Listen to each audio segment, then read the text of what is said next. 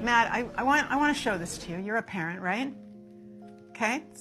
It's perfectly normal for 10 years and up. Here's just one page I want you to see here.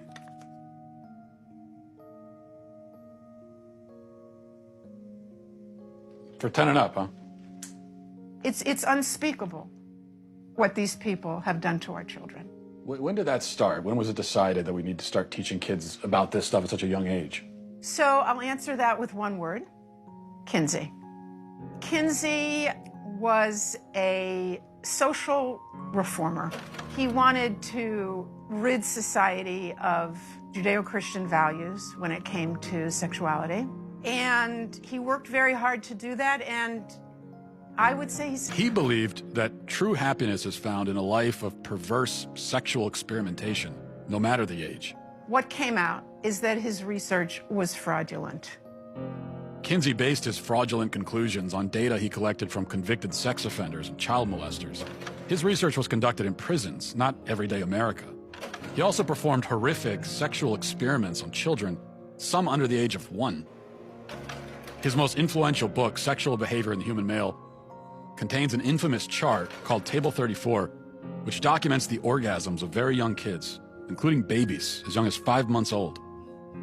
But instead of suffering the consequences for his heinous actions, he was and still is celebrated by academia and Hollywood. His ideas form the foundation for sexual education in public schools today. How do we get from this to you can choose your own gender? Okay, well, now we have another very important character, and his name was John Money. John Money was a psychologist and professor at Johns Hopkins University. Gender ideology was his brainchild. In fact, he coined the terms gender identity and gender roles. And according to Money, babies are gender neutral at birth, and ultimately environment determines whether a person is a man or a woman.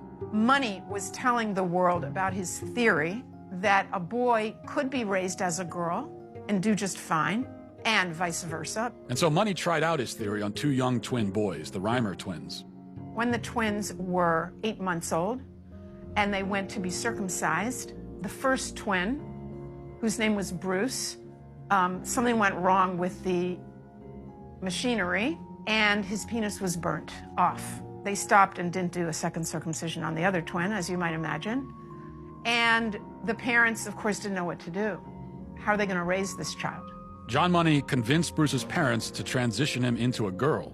Money also conducted sexually abusive experiments on the twins throughout their childhood, including forcing them to simulate sex acts on each other. He reported up to the age of 10 that this was a complete success.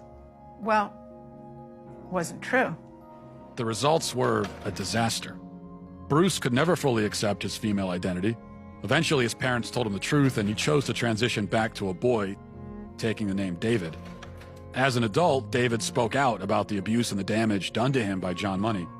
The girls would do their things with their Barbies and things like that, and that wouldn't interest me. And things such as trucks and building forts and, you know, getting to the odd fist fight and climbing trees, that's the kind of stuff that I like, but it was unacceptable, so I'd never... As a girl? As a girl, I had no place to fit in. The trauma that he and his brother and his entire family went through left deep scars. His brother died of an overdose when he was 38, and then David committed suicide. There was never a retraction or an apology from John Money. Instead, his ideas were adopted by mainstream psychology, and they form the basis of gender ideology today.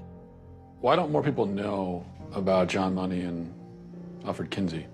Evidently, there are forces that don't want this information out.